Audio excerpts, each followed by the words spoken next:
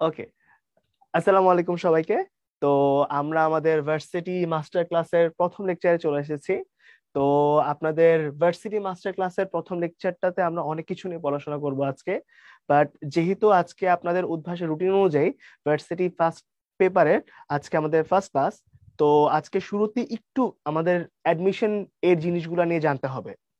অ্যাডমিশনের জিনিসগুলো নিয়ে জানতে হবে বলতে আমি কি বুঝাচ্ছি আগে একটু বোঝা দরকার। সেটা হচ্ছে, এই যে ভার্সিটি মাস্টার ক্লাস, এটার পুরাটার একটা পারপাস আছে। সেই পারপাসটা কি এবং আপনাদের অ্যাডমিশনের সাথে এটা কোন জায়গায় কোরিলেট করবে সেটা আগে একটু বোঝা দরকার। তারপর হচ্ছে আমরা ইনশাল্লাহ জিনিসপাতি ঠিকঠাক মতোই পড়াবো। প্রথমে আপনাদের যেটা জানা দরকার সেটা হচ্ছে, আমাদের যে কোনো একটা জায়গায় অ্যাডমিশন যখন দিতে হয় তখন সবচেয়ে ইম্পর্টেন্ট ফ্যাক্টর হয় যে আমাদের ঠিকমতো জানা আছে কিনা যে আসলে আমাদের কোন টপিক গুলো ইম্পর্টেন্ট, কোন টপিক গুলো আসলে ইম্পর্টেন্ট না, কোন টপিকটার উপর আমি ফোকাস করব, কোন টপিকটা আসলে আমার এই জায়গায় টিকতে হইলে একটু কম করে পড়লেও চলবে। আমি এখানে কখনোই বলতেছি না যে আপনাদের কোনো কিছু বাদ দিতে হবে, সবকিছু সবসময় পড়তে হবে। বাট প্রত্যেকটা সিলেক্টিভ ভার্সিটির জন্য, প্রত্যেকটা সিলেক্টিভ ক্ষেত্রে কিছু কিছু ক্ষেত্রে কোয়েশ্চেন বেশি আসে। ওই জিনিসটা আইডেন্টিফাই করেই কিন্তু আমার স্ট্র্যাটেজি ঠিক করতে হয়। মনে রাখবেন, যখনই আপনি অ্যাডমিশন টেস্ট দিচ্ছেন, এটা কিন্তু খুব আলটিমেটলি আমার এইচএসসির মতো 90 95 100 পার এক্সাম না। এটা কিন্তু হচ্ছে আমার একটা এক্সাম কাট করার পরীক্ষা। দ্যাট মিনস আপনাকে যদি হচ্ছে ওই ভার্সিটিতে টপ 1500 ভিতরে থাকতে হয়, তাহলে কি কি স্ট্র্যাটেজি আপনার জন্য কাজ করবে সেটা নিয়ে হচ্ছে আপনার কাজ করতে হবে। আর স্ট্র্যাটেজি আপনি কখন ঠিক করতে পারবেন? যখন আপনি আপনার পাথটা জানবেন, যে আমি এই পাথে, এই ওয়েতে এই টপিক গুলা পড়ে পড়ে পড়ে পড়ে যাব।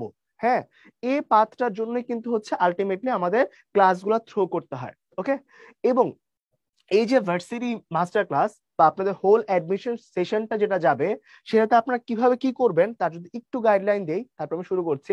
সেটা হচ্ছে, আপনাদেরকে শুরুতে একটু জানতে হবে যে আপনি যখনই হচ্ছে যে কোনো কিছুতে কাজ করবেন, তখন আপনার প্রথম কাজ হবে, আপনি যখনই যে কোনো কিছু ক্লাস নোট নিছেন বা ধরেন আজকে এই টপিকটা পড়ছেন, যাই করেন ওটা আপনার ইচ্ছা, ফার্স্টে আপনার ওই টপিকটা রিলেটেড একদম বেসিক কিছু নলেজ আপনি নিবেন। ধরেন আজকে আপনি মাস্টার ক্লাস করতেছেন, তাহলে মাস্টার ক্লাস থেকে নিতে পারেন আপনার ইচ্ছা, বা আপনি যদি ক্লাস করেন ক্লাস থেকে নেন, কোনো সমস্যা নাই। একটা বেসিক নলেজ আপনি আগে গ্যাদার করবেন, ঠিক আছে? সেটাকে আমি ক্লাস হিসেবে লিখতেছি। এরপরে ওই ক্লাসটা যখন আপনি করে ফেলছেন, যে ক্লাসে বা যেখান থেকে আপনি করেন সমস্যা নাই, এরপরে ওই ক্লাস থেকে আপনি যখন করে ফেলছেন, এবার আপনি সরাসরি চলে যাবেন হচ্ছে কোয়েশ্চেন ব্যাংকের ভিতরে। এই যে কোয়েশ্চেন ব্যাংক যেটা আছে, সেই কোয়েশ্চেন ব্যাংকের ভিতরে এই কোয়েশ্চেন ব্যাংকের কাজটা কি? এই কোয়েশ্চেন ব্যাংকের কাজটা হচ্ছে, প্রিভিয়াস ইয়ারের যে কোয়েশ্চেন গুলো আছে, সেই কোয়েশ্চেন গুলাকে ওরা সুন্দর করে একটা জায়গায় নিয়ে এসেছে তোমাদের জন্য।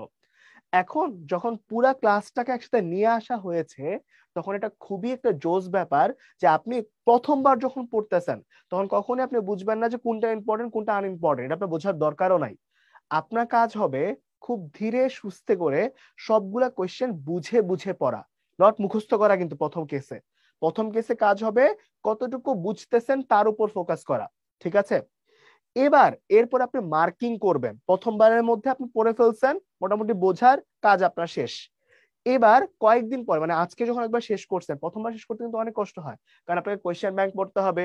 কোয়েশ্চেন ব্যাংকে যে জায়গায় আটকাবেন ওটার জন্য আবার বই পড়তে হবে একটু, আবার বই পড়ে এসে আবার কাজ করতে হবে। বাট মেইন ফোকাস কিন্তু কোয়েশ্চেন ব্যাংক। ওকে, এবার যখন আপনি জানেন একটু খুব ভালো করে যে আপনি বা যে কোনো হিউম্যান ব্রেইন সবকিছুই হচ্ছে মনে রাখতে পারে হচ্ছে খুব অ্যাট বেস্ট রিভিশন ছাড়া 21 ডেজ পর্যন্ত।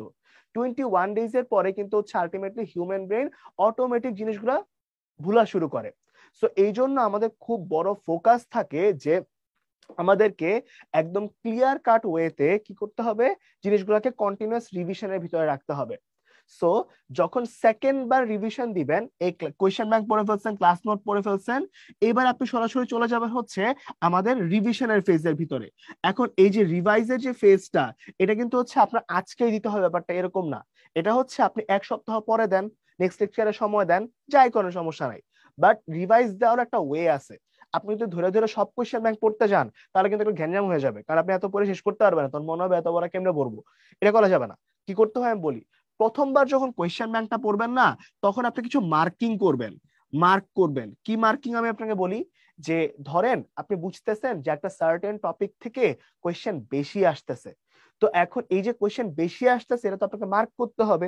যদি মার্ক করে রাখেন ওইটা একটা মার্কিং হবে এক কালারের, আর একটা মার্কিং হবে কোন টপিক গুলো আসে বাট আপনি পারতেছেন না বা মুখস্থ করতে হবে একটু, ওইটা একটা মার্কিং করতে হবে। তাহলে লাভ কি হবে আমি বলি, যখন রিভিশনে আপনি যাবেন আপনার টপিকটা বেসিক তো আপনি জানেন, এবার হচ্ছে খালি যে কোয়েশ্চেন গুলোতে আপনি আটকাইছেন বা আপনার কাছে মনে হয়েছে এগুলোতে ফোকাস করা দরকার, ফোকাস করে আগায় চলে যাবেন। ঠিক আছে? এবং পুরা অ্যাডমিশন ফেজটাই কিন্তু এগুলোর উপর দিয়ে যাবে, ক্লাস ব্যাক, তারপর হচ্ছে কোয়েশ্চেন ব্যাংক যাবে, তারপর হচ্ছে সুন্দর করে রিভাইজ দিবেন, কাজ শেষ।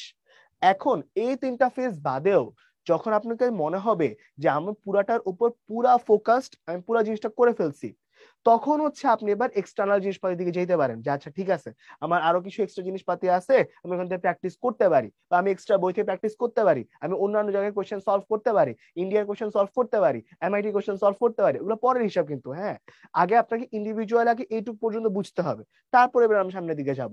ওকে, এবার তাহলে কোশ্চেন আসতেছে ভাই মাস্টার ক্লাসটা তাহলে এগুলার সাথে আমাকে কোথায় কোরিলেট করতেছে। ওই যে বললাম আপনাকে হচ্ছে ক্লাসের জিনিসটাকে কোয়েশ্চেন ব্যাংকের মধ্যে মার্কিং সহ জানতে হবে কতটুকু ইম্পর্টেন্ট, ওই ইম্পর্টেন্সটাই কিন্তু আমরা এখানে আপনাদের জন্য একটু সলভ করে দিচ্ছি।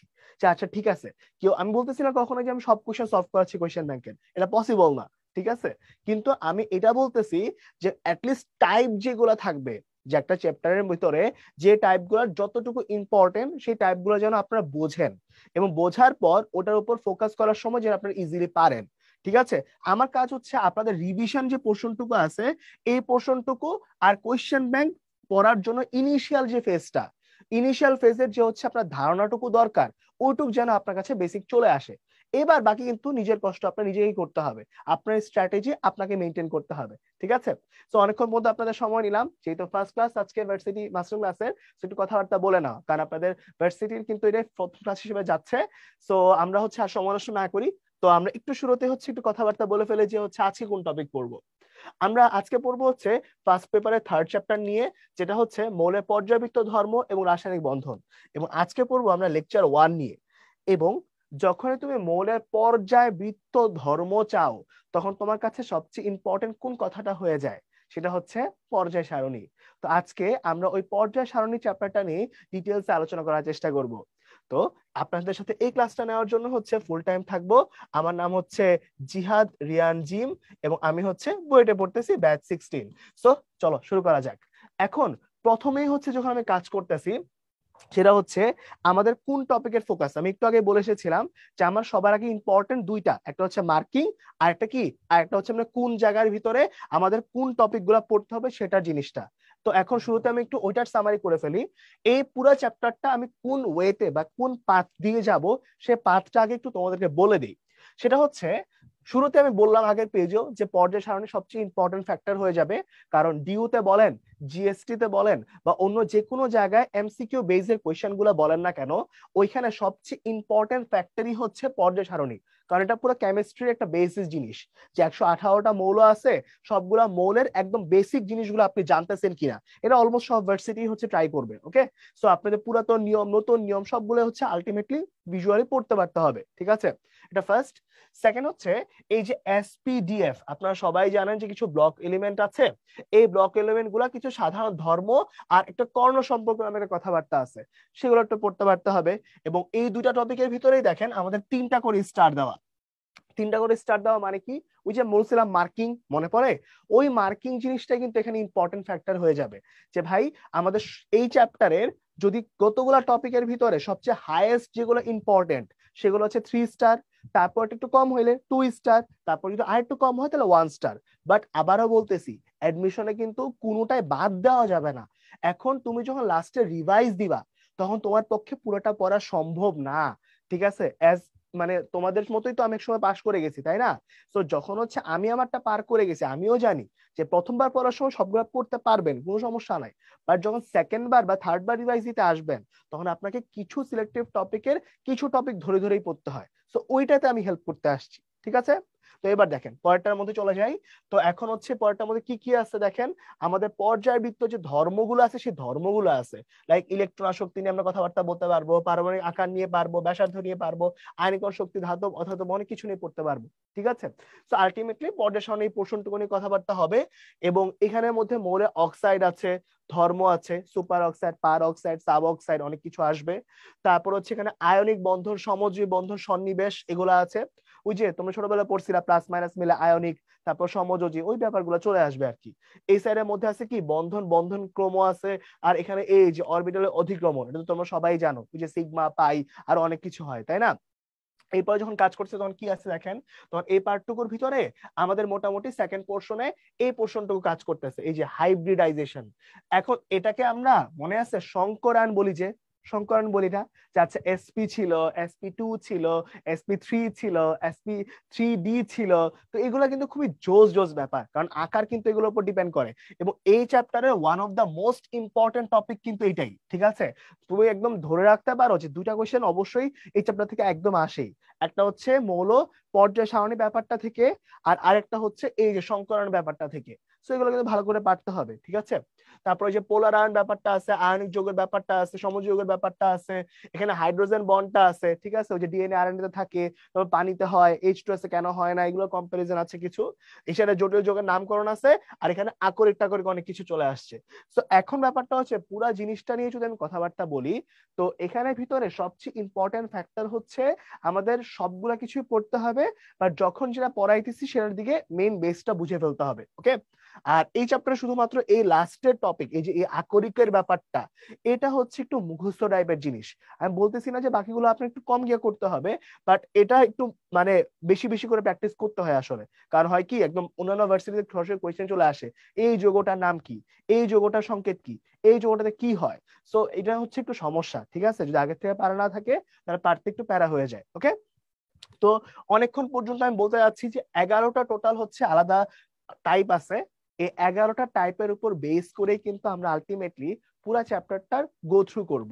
এখন এই গো থ্রু করার জন্য আমরা সবাই একটু একসাথে যাওয়ার চেষ্টা করব। চেষ্টা করবেন যতটা পসিবল ততটা হচ্ছে ভালো করে ক্লাস লেকচার গুলো নোট আপনারা যেহেতু পেয়ে যাবেন, তো একটু ভালো করে বোঝার, কোন টপিকটা কতটুকু ফোকাস দিচ্ছি সেটা একটু শোনার, তাহলেই চলবে। তো চলেন বিসমিল্লাহির রহমানির রহিম বলে আমাদের ফার্স্ট টপিকের দিকে চলে যাই। তো আমাদের আজকের দিনের ফার্স্ট টপিক যেটা, সেটা হচ্ছে পর্যায় সারণী। ওকে? এবং আমরা সবাই জানি যে পর্যায় সারণী যে জিনিসটা আছে সেটা কিন্তু অনেক ইম্পর্টেন্ট এই জন্য, কারণ অলমোস্ট সব ভার্সিটিতে এই কোশ্চেন গুলো আসে। হ্যাঁ, গ্রুপ আছে, পর্যায় আছে, পর্যায়বৃত্ত ধর্ম আছে, অনেকগুলো থেকে কোশ্চেন আসবে। তো শুরুতে আমরা একটু গ্রুপ আর পর্যায়ের কথাবার্তা বলতে চাই। তার আগে একটু দেখতে চাই যে কোন জায়গাটার ভিতরে কোনখান থেকে কত কোশ্চেন আসছে। ডিউতে যেমন রিসেন্ট কোশ্চেন আসছে, এমসিকিউ তে, জিএসটি তে আসছে, তারপর যে আরইউ তে এত বছর ধরে আসছে, তারপর জেইউ তে আসছে, এখানে জেএনইউ তে আসছে, সিইউ তে তো অনেকবার আসছে। ঠিক আছে? আর কিউ তেও আসছে। আর এই সাইডের মধ্যে রিটেন এখনো আসে নাই, কারণ আসলে গ্রুপ আর পর্যায়ে নিয়ে কাজ করা যায় না। বাট তোমরা হচ্ছে যারা কাজ করতে চাচ্ছ ওরা একটু জেনে নাও যে আমরা অনেক সময় দুই তিনটা কোশ্চেন নিয়ে কিন্তু রিসেন্টলি বুয়েটেও এটা একবার আসছে। সো বুয়েটে যদি আসে তাহলে এটা খুব অবভিয়াস যে যে কোনো সময় যেহেতু বুয়েটে রিটেনে আসছে, সো ডিও রিটেনে দিতেই পারে। ঠিক আছে? সো হয় কি, ওই যে জেনন, তারপরে স্ট্রনজিয়াম, এগুলোর মানে ইয়াটা বলে দেয় যে আচ্ছা এই এই মৌল সংকেত গুলো লেখা আছে, জাস্ট সংকেত গুলো বলে দিছে, এবার তোমাকে বলবে যে আচ্ছা এর জন্য ইলকোমিনাস নিচের কোনটি হবে। সো এই জন্য একটু জানতে হবে। ঠিক আছে? মানে এটা কখনো আসে নাই তার মানে এটা না যেটা কখনো আসবে না, যে কোনো সময় চলে আসতে পারে। ওকে? আচ্ছা, তো এখন দেখো পরের টপিকে যখন যাচ্ছি, আমাদের পর্যায় সারণীর ক্ষেত্রে সবচেয়ে ইম্পর্টেন্ট হচ্ছে তাদের হিস্ট্রিক্যাল যে ব্যাকগ্রাউন্ডটা আছে সেটা। কারণ আমাদের যখন কাজ হয়েছে ওভারঅল ব্যাপারটাতে, সবার আগে কিন্তু পর্যায় সারণী ব্যাপারটা অনেক ইম্পর্টেন্ট হওয়ার রিজন ছিল যে আমাদের কি, যে আমাদের সার্টেন গ্রুপটা আছে, ওই সার্টেন গ্রুপের ভিতরে আলটিমেটলি আমার কি থাকা লাগে, সেম ধর্মের মৌল থাকা লাগে। আর পর্যায়ে কি হওয়া লাগে, আমার মৌলগুলার ধর্মের চেঞ্জ হওয়া লাগে। তাই না? এখন এই ধারণাটা কি একদিনে ডেভেলপ হয়েছে? অ্যান্সার হচ্ছে না, এই ধারণাটা একদিনে ডেভেলপ হয় নাই, ধীরে ধীরে ধীরে ধীরে কাজ করছেন।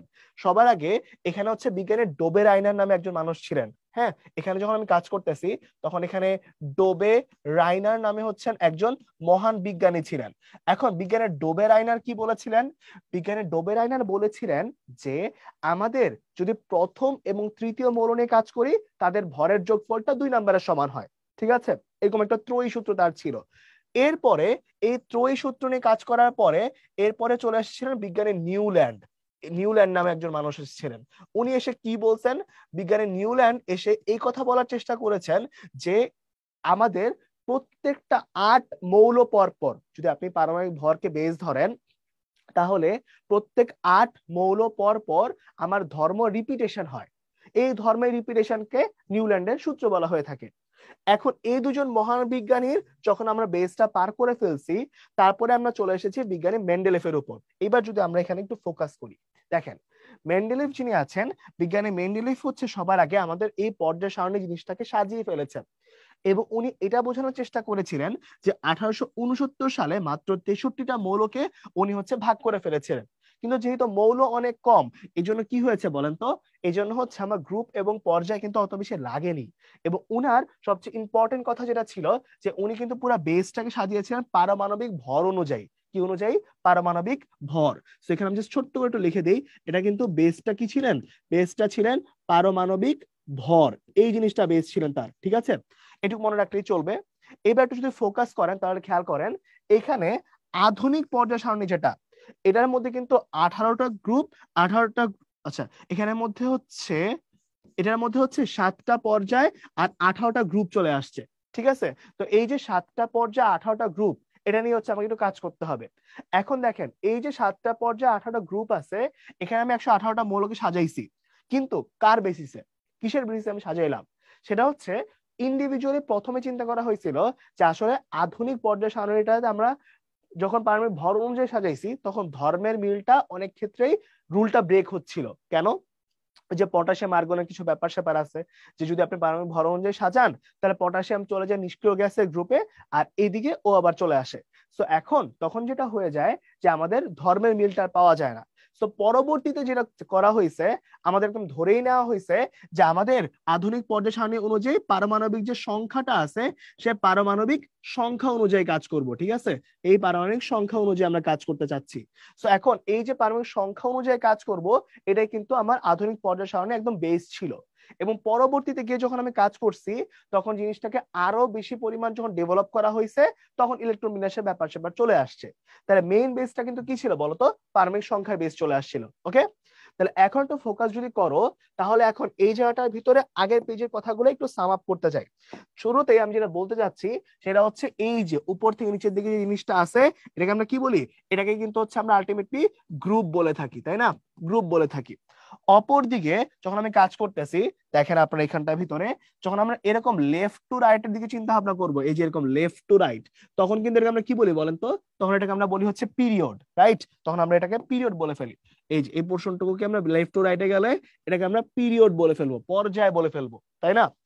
এখন দেখেন এই যে পর্যায় নিয়ে যখন কাজ হইতেছে, এই যে 18টা গ্রুপ আর হচ্ছে 7টা পর্যায়, এখানে একটা ইম্পর্টেন্ট ফ্যাক্টর হচ্ছে যে এখানে গ্রুপ 1 যেটা, দেখেন এখানে যখন উপর থেকে নিচের দিয়ে গেল গ্রুপ 1, এটাকে আমরা কি বলি, এটাকে আমরা বলি হইতেছে শুধু হাইড্রোজেন বাদ দিয়ে বাকিগুলোর জন্য আমরা এটাকে বলি ক্ষার ধাতু, তাই না? সামনে আছে জাস্ট একটু বেস বলে দেওয়া।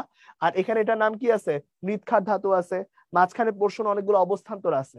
বাট যেটা সবচেয়ে বেশি ইম্পর্টেন্ট ফোকাস করা, সেটা হচ্ছে দেখেন এই পার্টটুকুর ভিতরে আমরা কিন্তু পর্যায় সারণী এগুলা কিন্তু 7টা পর্যায়, বাট এই যে নিচে দুইটা আছে ল্যান্থেনাইড আর অ্যাক্টেনাইড, এটা কিন্তু হচ্ছে উপরের পোর্শন গুলার একটা অংশ, ঠিক আছে? যেমন এইখানের পোর্শনের অংশ হচ্ছে এই ল্যান্থা নামটা, আর এটার অংশটা হচ্ছে এই একটা নামটা। তো এই দুইটা পোর্শন আসলে ফোকাস করা খুবই ইম্পর্টেন্ট, ঠিক আছে? কারণ ল্যান্থেনা গ্রুপ, একটা নাম গ্রুপ, এগুলো কিন্তু প্রচুর পরিমাণে আসে। কোথায় শুরু হয়েছে, কোথায় শেষ হয়েছে, এটা নিয়ে একদম ক্লিয়ার কাট আপনার রোড ম্যাপ জানা থাকতে হবে, তাহলে আসলে একটু প্যারাই খেয়ে যাবেন, ঠিক আছে? আচ্ছা, এইবার তাহলে খেয়াল করেন ভাই, এখন এখানে যখন আমি কাজ করতেছি, এই লাস্টে নিষ্ক্রিয় গ্যাসগুলো পরীক্ষায় প্রচুর পরিমাণে আসে। তো নিষ্ক্রিয় গ্যাসটা ভালো করে পড়তে হয়। হ্যালোজেন প্রচুর আসে, আর এখানে চালকোজেন আসে। চালকোজেন কেন? কারণ ওরে দিয়ে আকরিক তৈরি করা যায়, সো ওর অনেকগুলো আকরিক আছে এই জন্য। এখন এখানে কি আপনাকে সবগুলা মৌল মুখস্থ করতে হবে? অ্যান্সার হচ্ছে না। এবার তাহলে বুঝেন, আপনাকে অবশ্যই এখানে 1 থেকে 36 এই পর্যন্ত মৌল মুখস্থ করতেই হবে, এটার কোনো মাফ নাই। কিন্তু যেটা মনে রাখতে হবে সেটা হইতেছে ভাই, এইটার সাথে আপনাদের কিন্তু আরো কিছু কাজ করতে হবে। কি কাজ করতে হবে? আপনাদের পরিচিত নামগুলা কিন্তু পড়ে ফেলতে হবে।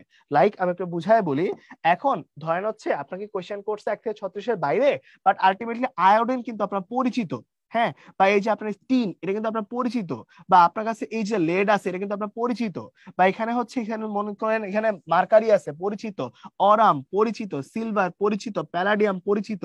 ঠিক আছে? তো এরকম টাইপের যেগুলা নাম পরিচিত, ওইগুলা কিন্তু ভর মানে ভর সংখ্যা যেটা আছে সেটা, আর হচ্ছে আমাদের অবশ্যই হচ্ছে তাদের ইলেকট্রন সংখ্যা যেটা, সেটা কিন্তু জানা থাকতে হবে ভাই। কারণ প্রোটন আর ইলেকট্রন এগুলো না জানা থাকলে আসলে একটু বিন্যাস করতে পারবেন না। আর ইলেকট্রন বিন্যাস করতে না পারলে আলটিমেটলি কিন্তু কি করতে পারবেন না, পর্যায় গ্রুপ বের করতে পারবেন না, সম্ভব না এটা। ঠিক আছে? তো আমি এটাই বলতে চাচ্ছি যে আপনাকে অবশ্যই 1 থেকে 36 পড়তে হবে, বাট এর বাইরেও আমাদের যে পরিচিত থাকবে মৌলগুলা, ওই পরিচিত মৌলগুলা কিন্তু আপনাকে পড়তে হবে। ঠিক আছে? পরিচিত মৌলগুলো যদি পড়ে যান তাহলে ইনশাল্লাহ আর কোনো জায়গায় আটকাবেন না। ঠিক আছে? যেমন ক্রিপ্টনটা নিয়ে কাজ করতে হবে, তারপর বেরিয়াম নিয়ে কাজ করতে হবে, ইভেন রিসেন্ট টাইমে কিন্তু জেনন বুয়েট পরীক্ষায় আসছে। ঠিক আছে? তো আপনি বুঝতে পারতেছেন হয় কি, যে কোনো একটা জায়গায় যখন এই ডিউ বা বুয়েট বা কোনো জায়গায় হচ্ছে এই বড় বড় ভার্সিটি গুলো যখন কোয়েশ্চেন করা শুরু করে একবার, তখন সব ভার্সিটি কিন্তু দেখা যায় কি ওই কোয়েশ্চেনের প্যাটার্নটাকে ফলো করে। ঠিক আছে? তো এটা দিয়ে একটু ফোকাস রাখবেন আপনারা। ওকে? যাকে এখানে অনেকক্ষণ সময় দিয়ে ফেললাম যাতে আপনারা বুঝেন যে আপনার কি পড়তে হবে এটা নিয়ে, কারণ বাকি আমাদের অলমোস্ট সবগুলো চ্যাপ্টারে গিয়ে এগুলো লাগে, তখন বারবার জিজ্ঞেস করতে হয় যে কোনটা পড়বো কোনটা পড়বো না। সো আই গেস আপনারা বুঝতে পারছেন যে আপনারা কি করবেন। সো এখন যদি আমি একটু সামনের দিকে যাই, তাহলে কি হচ্ছে এখানে একটু দেখেন। এখানটার ভিতর একটা ছোট্ট কথা আমি মিস করে গেছি, সেটা একটু বলে দিই এখানেই। সেটা হচ্ছে এখানের মধ্যে এই যে মাত্র আগে বললাম না ক্ষার ধাতু মৃৎ ক্ষার ধাতু এগুলা এগুলা বললাম, যে এখন এইগুলা কিন্তু আপনাদেরকে শুধু নতুন নিয়ম অনুযায়ী পড়লে হবে না, আমাদের পুরাতন নিয়ম অনুযায়ীও কিন্তু পড়তে হবে। আমি অবশ্যই আজকে ক্লাসে রুল শিখাবো, ঠিক আছে, বাট নতুন এবং পুরাতন সবগুলা রুলে কিন্তু আমাকে পড়ে তারপর সামনে আগাইতে হবে। ঠিক আছে?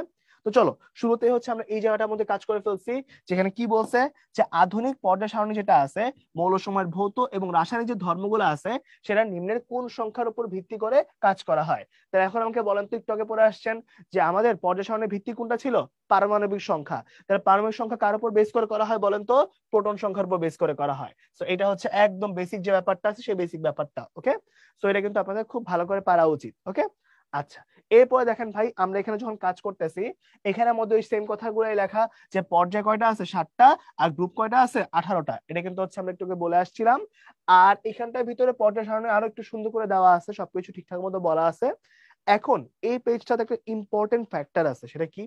ইম্পর্টেন্ট ফ্যাক্টরটা হচ্ছে দেখেন, আমাদের খুব ভালো করে একটু মনে করতে হবে ব্যাপারগুলোকে, যে এখানের মধ্যে যখন আমি কাজ করতেছি, তখন এই সাইড গুলাতে যখন আপনি দেখবেন, এই সাইড গুলাতে বেশিরভাগ সময় কিন্তু এই সাইড গুলোতে আলটিমেটলি কি আছে বলেন তো, ধাতব পোর্শন গুলো আছে না, ধাতুর পোর্শন গুলা, তাই না?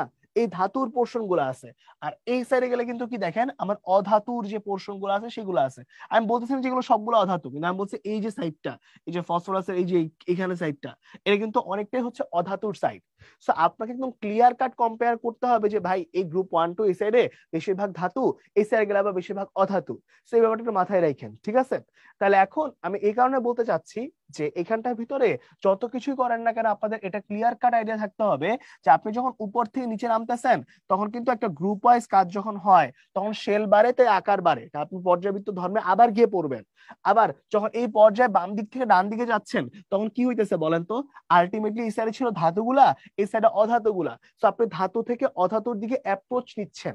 এই ব্যাপারগুলো আপনাদের মাথায় একটু থাকতে হবে। ঠিক আছে? এই জিনিসগুলো যখন আমি পরের ক্লাসে আবার যাব, তখন পর্যাবৃত্ত ধর্মে আরেকবার আমার হেল্প লাগবে। ঠিক আছে? তো মার্ক করে দিয়ে গেলাম।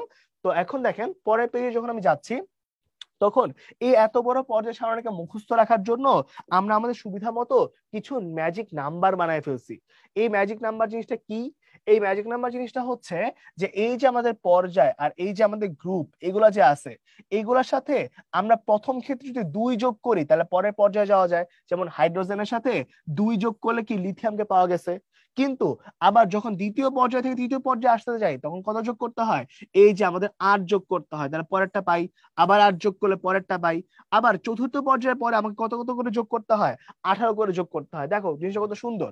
ফার্স্টে ছিল 2, তারপর 2টা 8, তারপর 2টা 18, একটা 32, এই 118টা মূল একবারে হয়ে যায়। ঠিক আছে? খুব সুন্দর করে শুনলো কিন্তু আমার কথা। কি বলছি বলতো, এই যে ফার্স্টে কত ছিল, পুরো পর্যায় সারণী যদি মনে রাখতে চাও, যে কোনো গ্রুপের ক্ষেত্রে তুমি ধরতে পারো, সমস্যা নাই।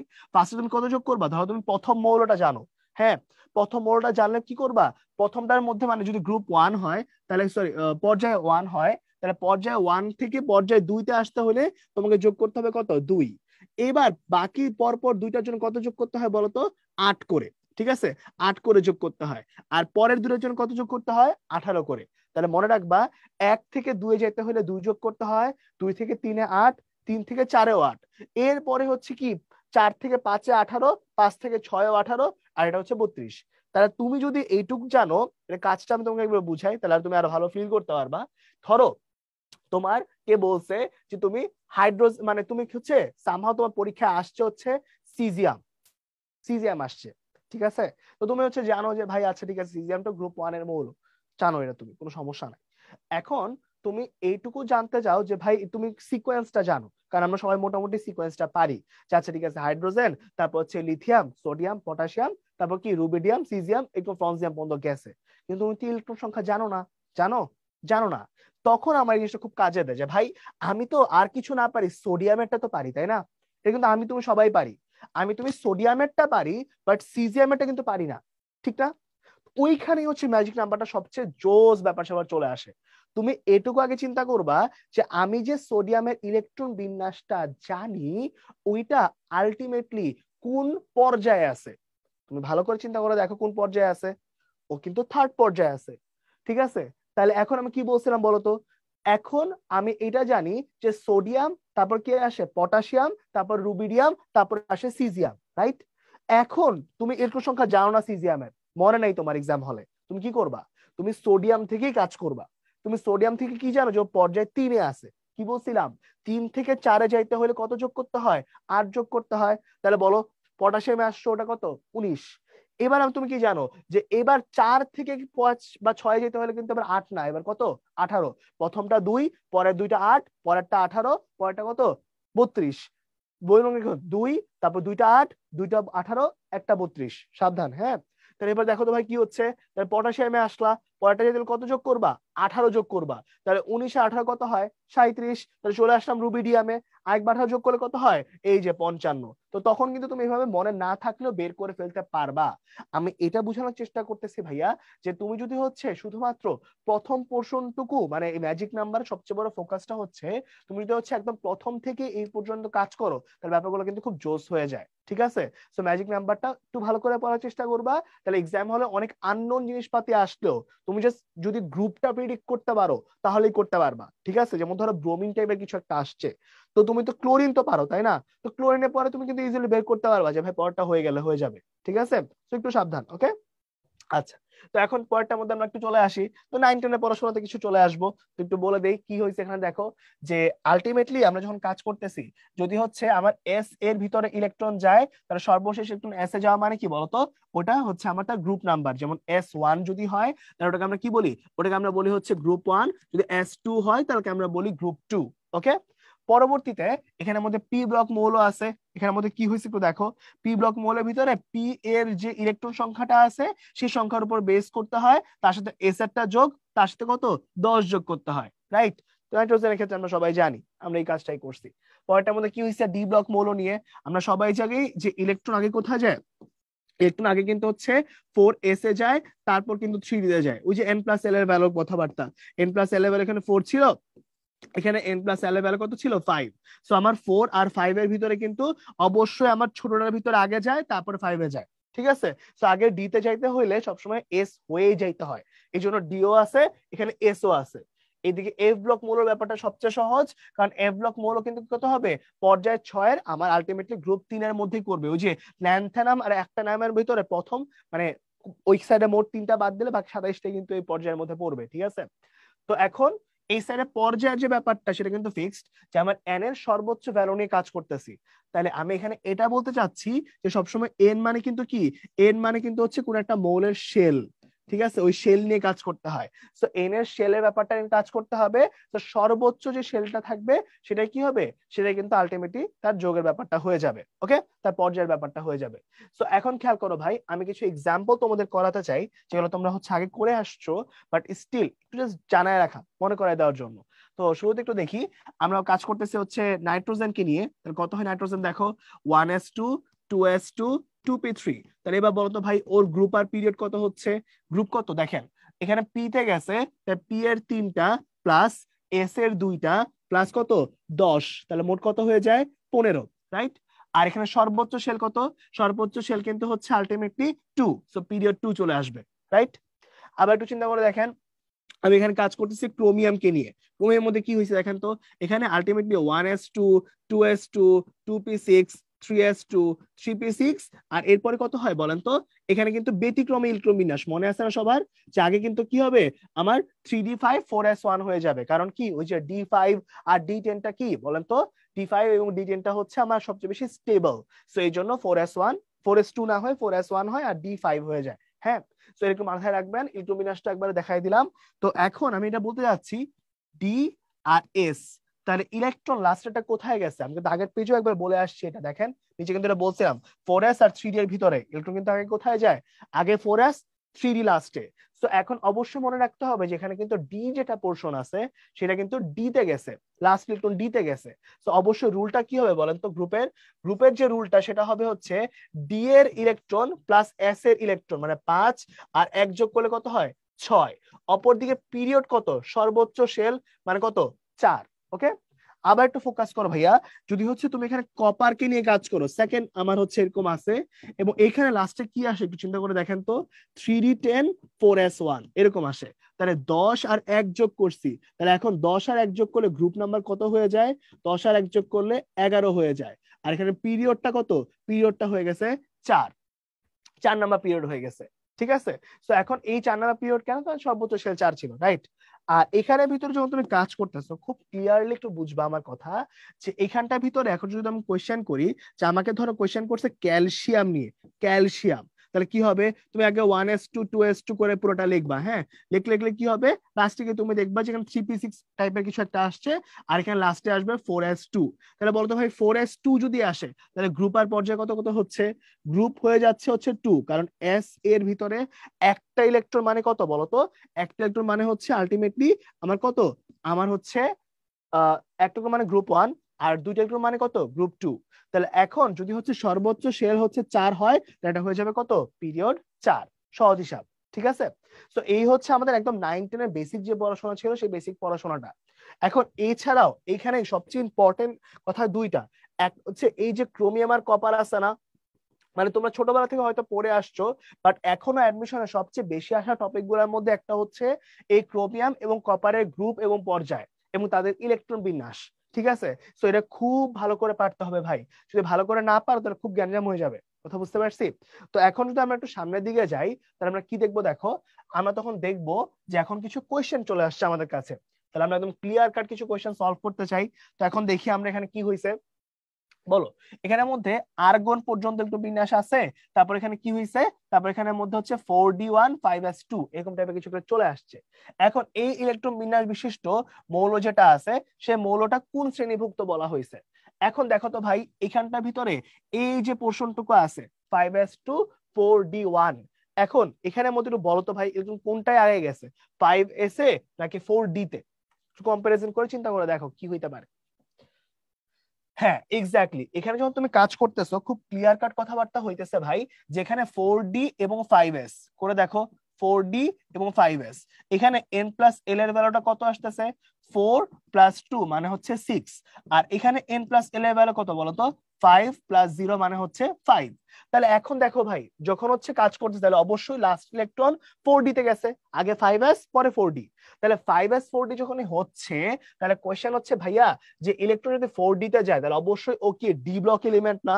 D block, last electron D তে গেলে ওটা কি হয়? ডি ব্লক হয়। এখন তোমরা আমাকে বলো ক্ষার ধাতু কখনো কি ডি ব্লক হইতে পারবে? সম্ভব? সম্ভব না, তাহলে এটা বাদ।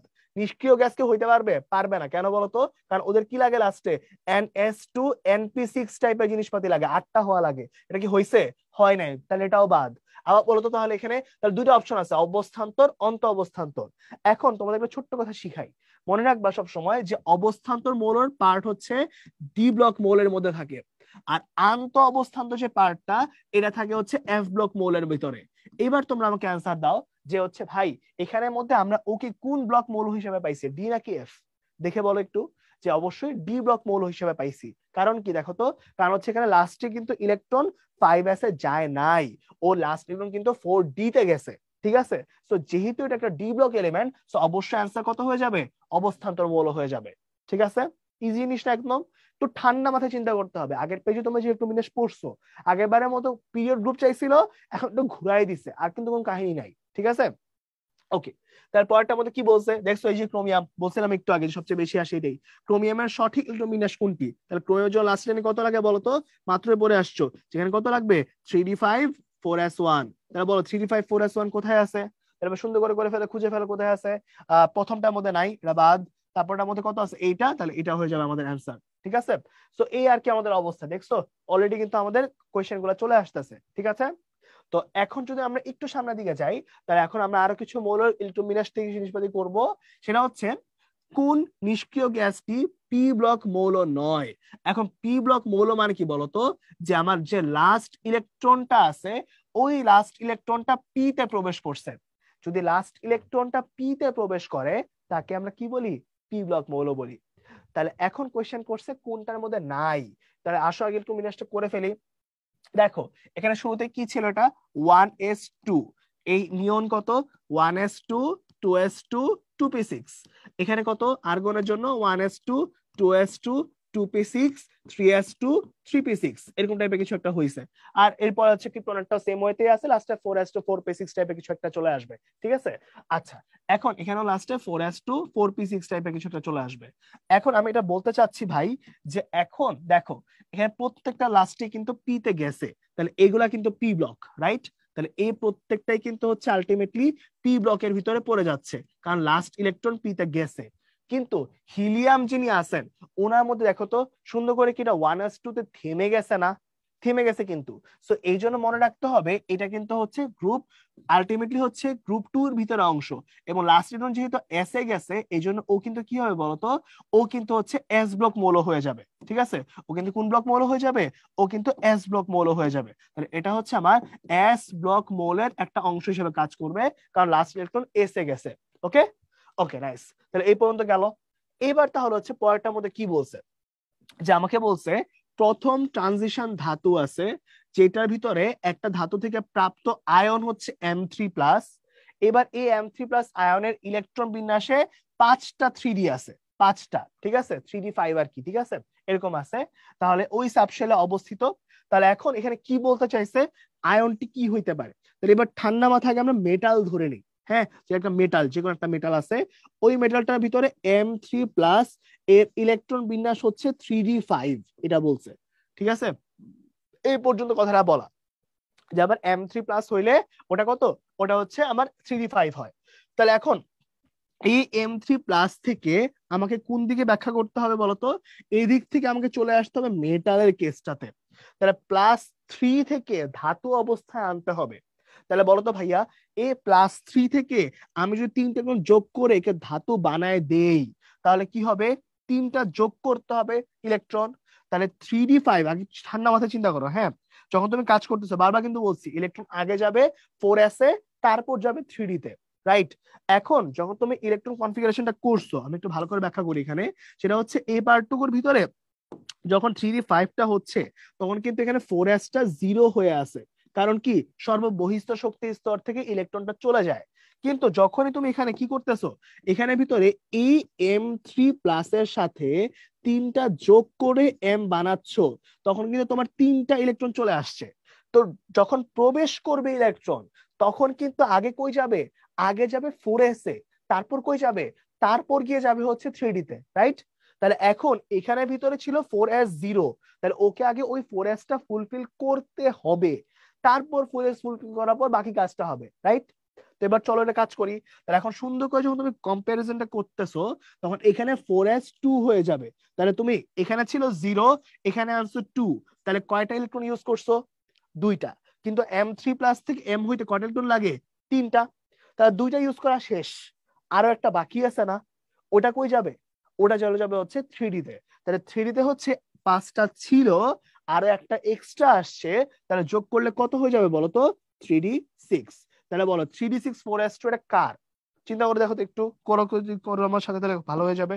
করো শুরু থেকে, 1s2 2s2 2p6 3s2 3p6 3d6 4s2। এবার তাহলে যোগ করো, 2 4 10 12 18, এখানে আছে কত 20, আর এখানে 6 26।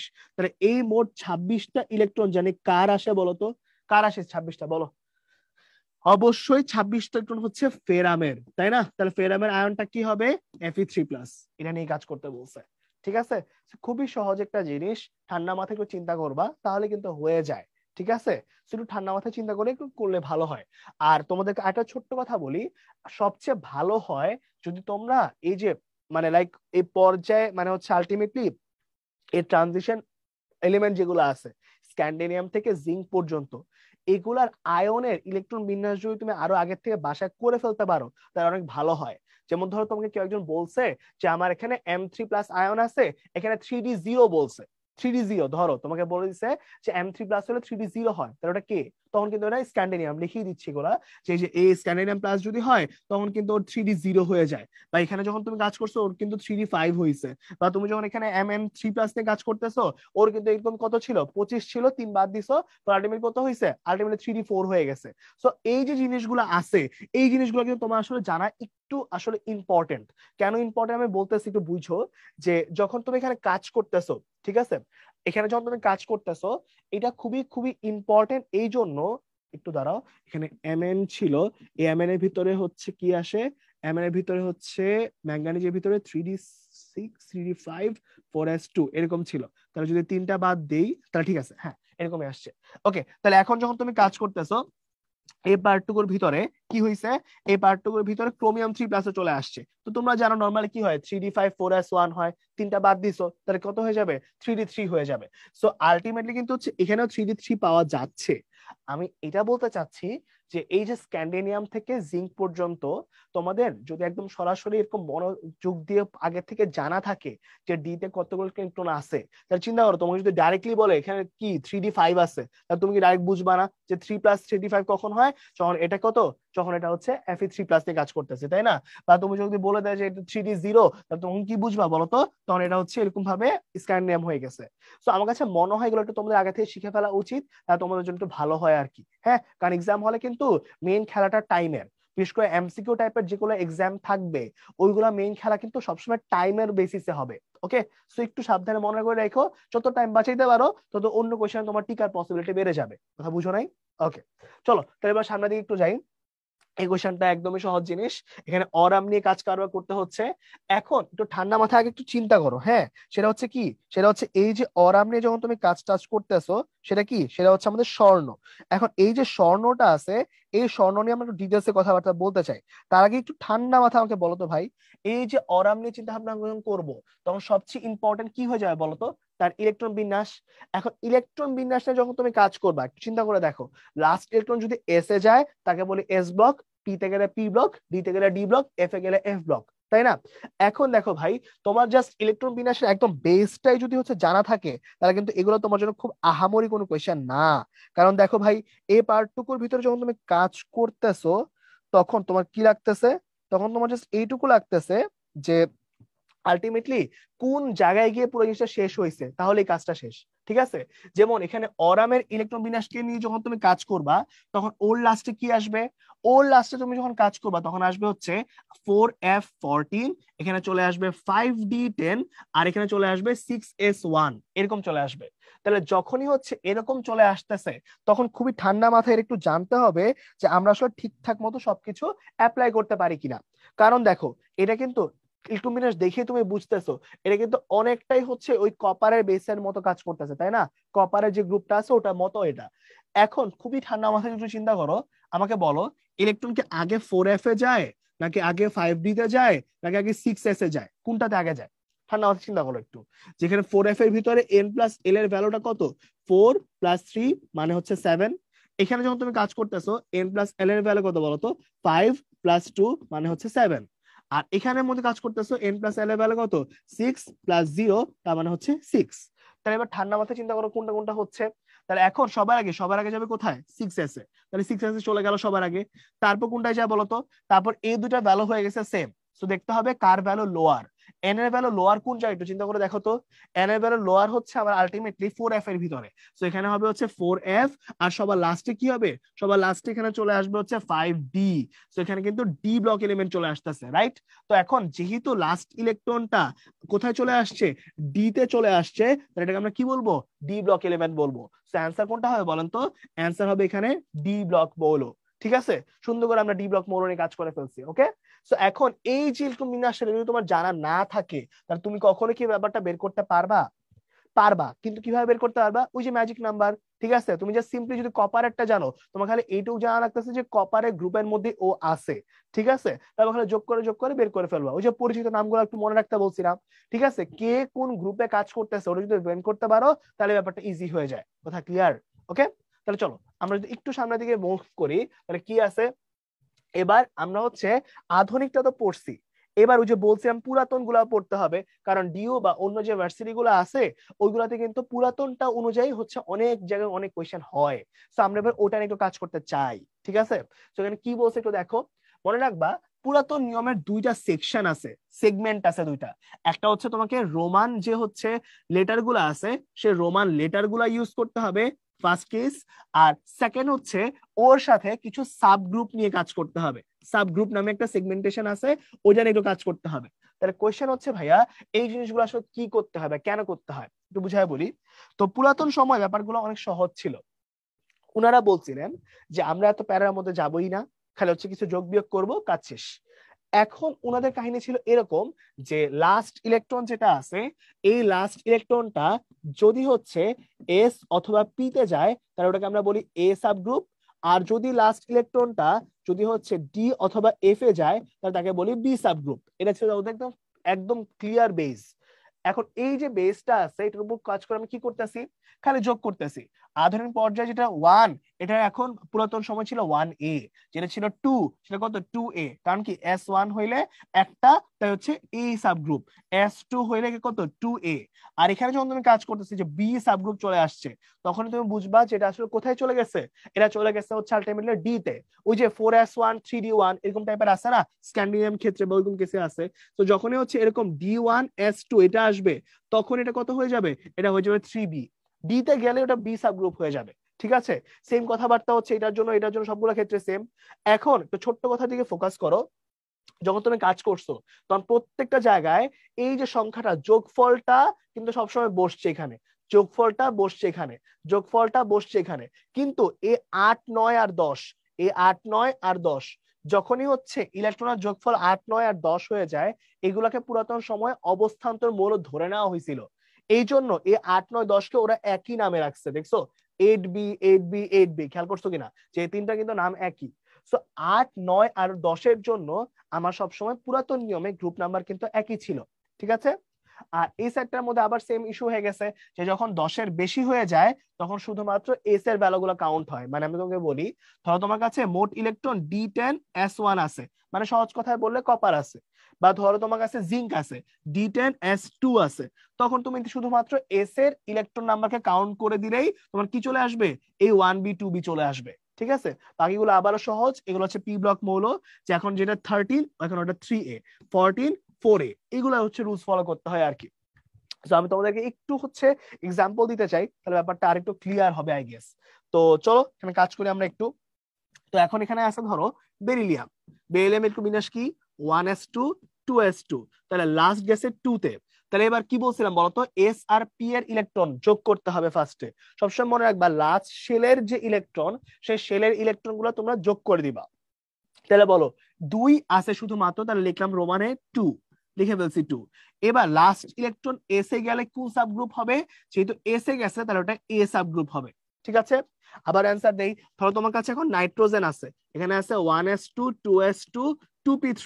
তাহলে এবার তো খেয়াল করো তো ভাইয়া কি হচ্ছে, এবার লাস্ট শেলের মধ্যে 2s2 আর 2p3 দুটার যোগফল আছে। তাহলে কি বলছিলাম, এস আর লাস্ট শেলের গুলো যোগ করতে হবে, যোগ করে তাহলে এই যে এস আর পি যোগ করলে কত হচ্ছে বলতো, 2 আর 3 যোগ করলে 5, তাহলে লেখো 5।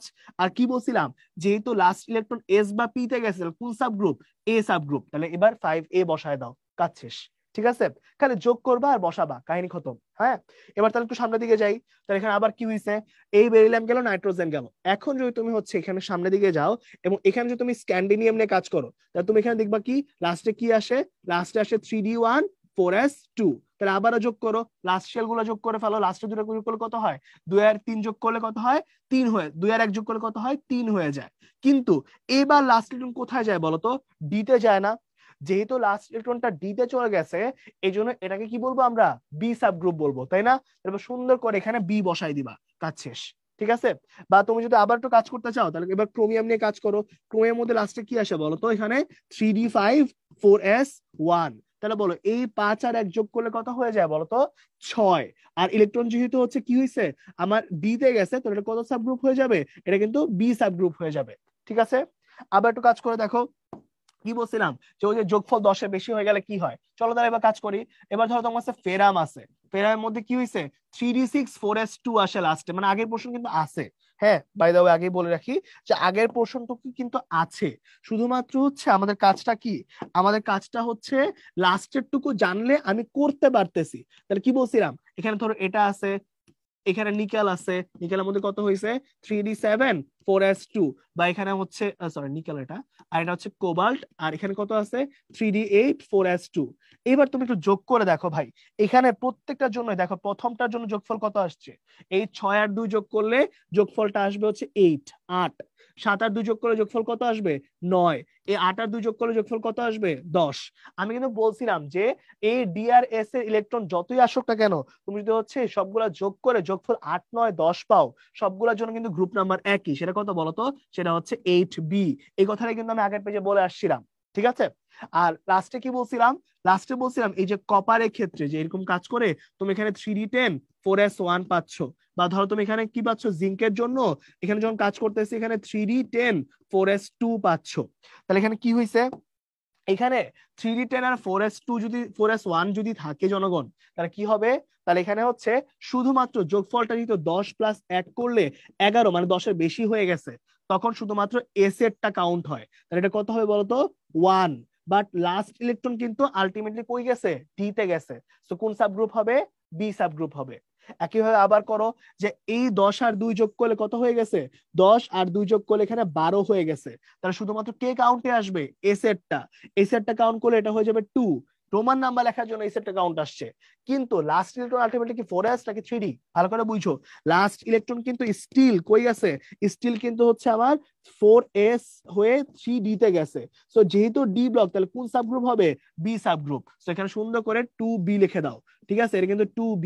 হ্যাঁ, কেউ কিন্তু আমার মনে করো না যে ভাই এটা হচ্ছে 11 লিখে ফেলছে আবার। ঠিক আছে? এগুলো কিন্তু এরকম যাবে। ওকে, সো এই হচ্ছে আমার একদম বেসিক ব্যাপারটা আর কি। ঠিক আছে? সো এখানে আমরা যোগ করে করে কাজ করছি, এখানে অনেক কিছু বুঝাইছি। সো আমার এত কিছুর মেইন সাম আপটা ছিল যে পুরাতন সময়ের রুল গুলা অনেকটা যোগ ফলে বেসিসে করে। যোগ করবা, তুমি সুন্দর করে রোমান নাম্বার লিখবা, কাজ শেষ। ঠিক আছে? তো পরের সেকশনে যদি আমি একটু কাজ করি, তাহলে দেখো একটু এই পার্টটুকুর ভিতরে কিছু কোয়েশ্চেন সলভ করতে চাই। কি বলছে, মুদ্রা ধাতু কোন গ্রুপটাকে বলা হয়। তাহলে এবার তোমরা আমাকে বলো তো ভাই, মুদ্রা ধাতুর মধ্যে কে কে ছিল বলতো, কপার, তারপর হচ্ছে সিলভার, তারপরে কে ছিল, অরাম। এটা ছিল, তাই না? একটু আগে করে আসছি আমরা এগুলা। কপারের মধ্যে লাস্টে কি আসে, কপারের মধ্যে লাস্টে আসে এখানে 3d10 4s1। এখানে লাস্টে কি আসে, এখানে আসে 4d10 5s1।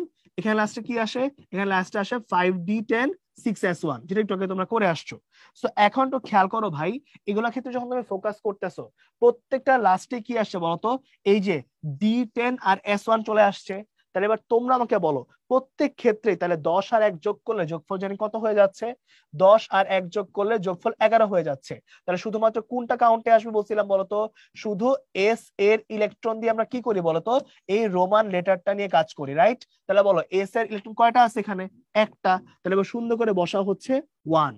আর লাস্ট ইলেকট্রন যেহেতু হচ্ছে কোথায় যায়, লাস্ট ইলেকট্রন যেহেতু হচ্ছে এখন আমার ডি তে চলে যাচ্ছে, তো অবশ্যই এটা হয়ে যাবে বি সাবগ্রুপ, এটা হয়ে যাবে 1b। তাহলে এবার খুঁজো 1b কোথায় আছে, 1b এই প্রথমটায় আছে। আনসার হবে 1b। সহজ হিসাব, ঠিক আছে? সহজ না? তো একটু মাথা খাটাইতে হবে, একটু মাথা খাটালে আসলে আমরা পারবো। ওকে, তারপরে করে ফেলো ভাই। কি হয়েছে, পর্যায় সারণী এবার 2b গ্রুপের ভিতরে কোন মৌলটা আছে। তাহলে এবার জনগণ তোমরা ঠান্ডা মাথায় চিন্তা করো তো ভাই, 2b, তার আগে বুঝো বি সাব গ্রুপ, তার মানে লাস্ট ইলেকট্রন ডি তে যাইতে হবে। কিন্তু আমরা কি বলছিলাম, যে ডি আর এস এর যোগফল সরি, এই যে ডি আর এস এর যে যোগফলটা আছে, এই এস এর যোগফলটা নিয়ে কাজ করতে হবে।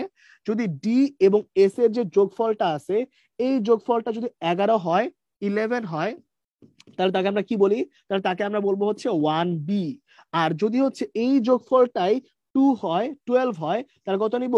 2b নিব, রাইট? এটা কিন্তু আগের পেজে অনেকবার বলছি, ঠিক আছে? তো এখন তোমরা আমাকে বলো, এখানে চাইছে হচ্ছে 2b, তাহলে অবশ্যই যোগফল কত হইতে হবে? ডিআরএস এর যোগফল, ডিআরএস এর যোগফল হইতে হবে হচ্ছে আলটিমেটলি আমার কত? আলটিমেটলি আমার হইতে হবে হচ্ছে এই 12। তাহলে এবার বলো তো ভাই, এখানে জিঙ্ক আছে, জিঙ্কের লাস্টে কত কত আসে? 3d10 4s2। তাহলে ভাই 10 আর 2 যোগ করলে 12 হইছে? হইছে। তাহলে এবার ওর যে গ্রুপটা, ওটাকে তাহলে আমরা গ্রুপ 2b বলতে পারবো না? পারবো কিন্তু। সো এটা কিন্তু এই এই নাম্বারটা অ্যান্সার হয়ে যাবে, ঠিক আছে? তাহলে ভাই সেকেন্ডটা কি হয় কি এগুলো চেক করা তো দরকার, তাই না? এখন ক্যালসিয়াম, ক্যালসিয়ামের লাস্টে আসে 4s2, ডি তো নাই ওর মধ্যে, ঠিক আছে? 3d কিন্তু জিরো অবস্থায় আছে, সো এটা কি হবে? হবে না, বাদ। আবার এখানে দেখো নিকেল আছে, নিকেলের মধ্যে মাত্র করে আসছো 3d7 4s2 ছিল, আগের পেজে করছো, তাই না? 7 যোগ করলে কত হয়? হয় না, তাহলে এটা কত হয়ে যায়? 8b হয়ে যায়। তাহলে এটাও তো হচ্ছে না, তাহলে এটাও বাদ। তারপর লাস্টের ক্ষেত্রে সোডিয়াম, সোডিয়াম তো দেখো তো ভাই কত হয়? এটা লাস্টে চলে আসবে এটা 3s1, 3s1 মানে কি? এটা 1a গ্রুপের অংশ, মানে এটাও হচ্ছে না। তাহলে অ্যান্সার কিন্তু কোনটা বলো তো? অ্যান্সার কিন্তু প্রথমটা। তো আমি কিন্তু দুটোই জাস্টিফিকেশন করে দিলাম, কারণ আমি জানি এটা বলার পর অনেকে মাথায় আসবে যে ভাই বাকিগুলো হবে কি হবে না। তো আমি এটা অ্যান্সার ঠিক আছে কেমনে বের করবো এক্সাম হলের জন্য বলছি, বাকিগুলো করে ফেলবা। আমি তোমাদের এখানে একটা ইম্পর্টেন্ট মেসেজ দিতে চাই, সেটা হচ্ছে তোমার কিন্তু প্রত্যেকটা ক্ষেত্রেই এই কোশ্চেন গুলার ক্ষেত্রে সবগুলা মৌল ধরে ধরে করার দরকার নাই, এটুকু বুঝছো কিনা? দেখো তো, আমি কিন্তু সবগুলার প্রত্যেকটা অপশন চেক করি নাই, আমি এখানে প্রত্যেকটা প্রথমটা বা দ্বিতীয়টা করে করে দেখছি, ঠিক আছে? দেখো যদি এই জিনিসটা তুমি প্রথমটা ভিতরে পাও, তাহলে তুমি বাকিগুলো চেক করতে পারো, কিন্তু এখানে আর এখানে বইগুলো তুমি পাওই নাই, কিন্তু জানোই হয় নাই। তো বাকিগুলোকে চেক করার দরকার আছে, অপশনগুলো বাকি মৌল চেক করার দরকার আছে নাই? কিন্তু কথা বলতে পারছি? ওকে। তাহলে দেখো ভাই, এবার সামনের দিকে যদি একটু যাই, তাহলে এবার এখানে কি কোশ্চেনটা করছে যে পর্যায় সারণী কোন গ্রুপগুলোর ভিতরে ধাতু এবং অধাতু দুইটা পোর্শনই আছে। তাহলে এবার দেখো ভাই, ধাতু এবং অধাতু দুইটা পোর্শনে কি বলছিলাম? ওই যে গ্রুপ 13 থেকে 18 ওই পোর্শনটুকুর ভিতরে আছে। তাহলে এবার আমাকে বলো তো, এই যে আমাদের গ্রুপ 13 টু 18 যে পোর্শনটুকু আছে, গ্রুপ 13 টু 18, এটাই বর্তমানে পুরাতন সময় কি কি ছিল বলতো? পুরাতন সময় ছিল হচ্ছে 3a থেকে আলটিমেটলি কত বলতো? আলটিমেটলি হচ্ছে 7a পর্যন্ত, বা তুমি হচ্ছে জিরো গ্রুপ পর্যন্ত ধরতে পারো, যে 7a হয়ে সে জিরো গ্রুপ পর্যন্ত হচ্ছে চলে গেছিল, ঠিক আছে? এরকম একটা ব্যাপার আছে। তাহলে এখন আমাকে বলো জিরো গ্রুপ মানে কি? ওই যে নিষ্ক্রিয় গ্যাসগুলো আর কি। হ্যাঁ, ওই যে তুমি হচ্ছে নিয়ন, আর্গন এগুলা যে বলো, এগুলা কিন্তু হচ্ছে নিষ্ক্রিয় গ্যাস, ওইগুলাকে পুরাতন সময় জিরো গ্রুপ বলা হইতো আর কি, বা এইটাও বলা হয় মাঝে মাঝে। তো এখন দেখো ভাই, এখন লিখে দিই এখানে নিষ্ক্রিয় গ্যাস ওয়ার্ডটা, অনেক সময় মনে থাকবে না যে নিষ্ক্রিয় গ্যাসের গ্রুপকে অনেক সময় জিরো গ্রুপও বলা হয়, জিরো গ্রুপও বলা হয়, ঠিক আছে? জিরো গ্রুপও বলা হয়। আচ্ছা, এবার তাহলে খেয়াল করো ভাই, এখন এখানে 3a থেকে 7a পর্যন্ত বা জিরো গ্রুপ পর্যন্ত কোন অপশনটা আছে চিন্তা করো তো ভাই।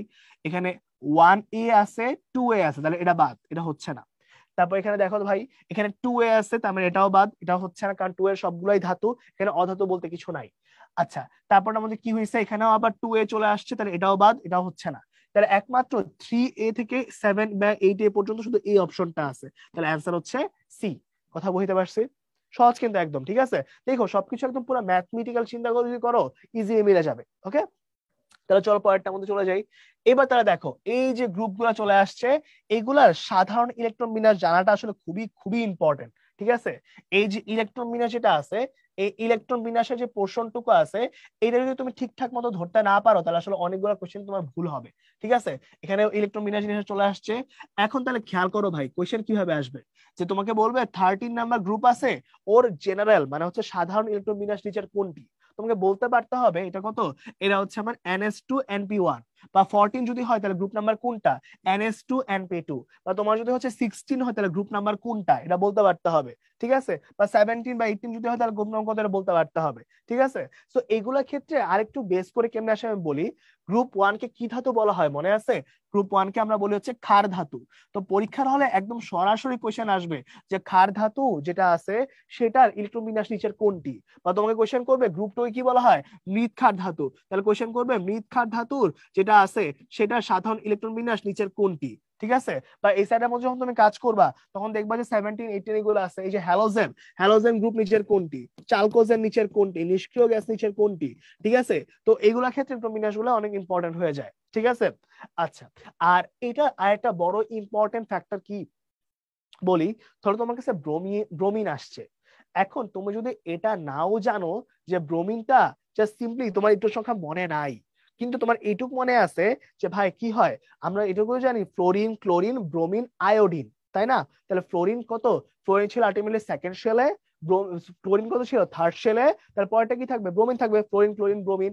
তাহলে এখন ব্রোমিন যদি জানো তুমি যে ও হচ্ছে কি ফোর্থ শেলে আছে, আর এখানটার ভিতরে তার সাধারণ ইলেকট্রন বিন্যাস হচ্ছে এরকম টাইপের হয়, তাহলে 4s2 4p5 লিখলেই কাজ শেষ না?